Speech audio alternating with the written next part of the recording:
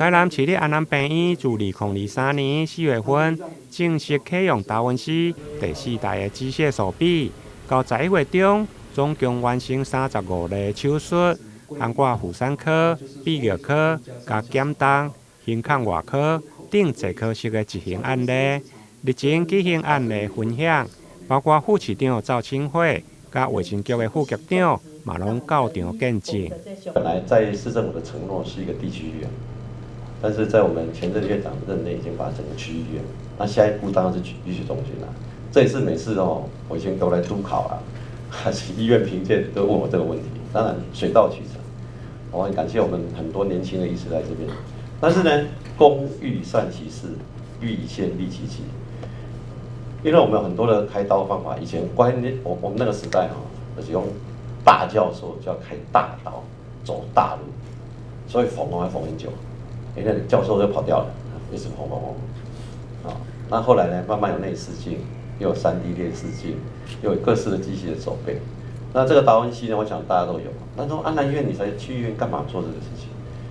我现在很简单，就是说我们对台南市市民或者对安南区的市民责无旁贷。4月就引进的这个达文西第4代的机器手臂，那刚才院长特别提到，它的这个可以进行更复杂的。然后是多角度来协助医生的，所以我们的高精度的手术就更为可以去实现。那再来就是说，也让医生可以更省力。那病患呢，他的恢复时间跟他的体力负担就可以降低哈。所以这个都是医病之间更双全的一个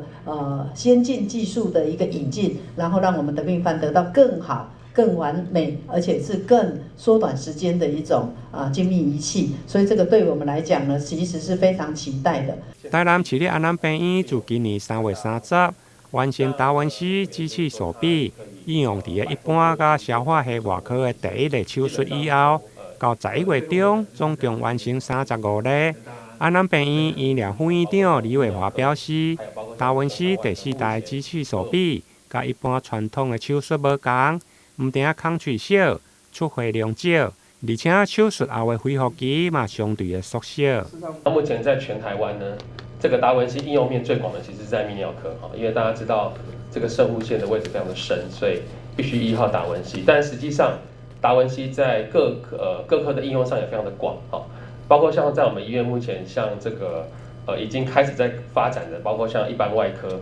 然后包括像这个减重外科。还有包括我们的胸腔外科，还有我们的妇产科，都已经开始在积极的应用这个技术来照顾病患。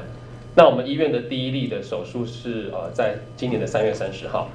那目前我们已经完成所有的手术已经完成35例，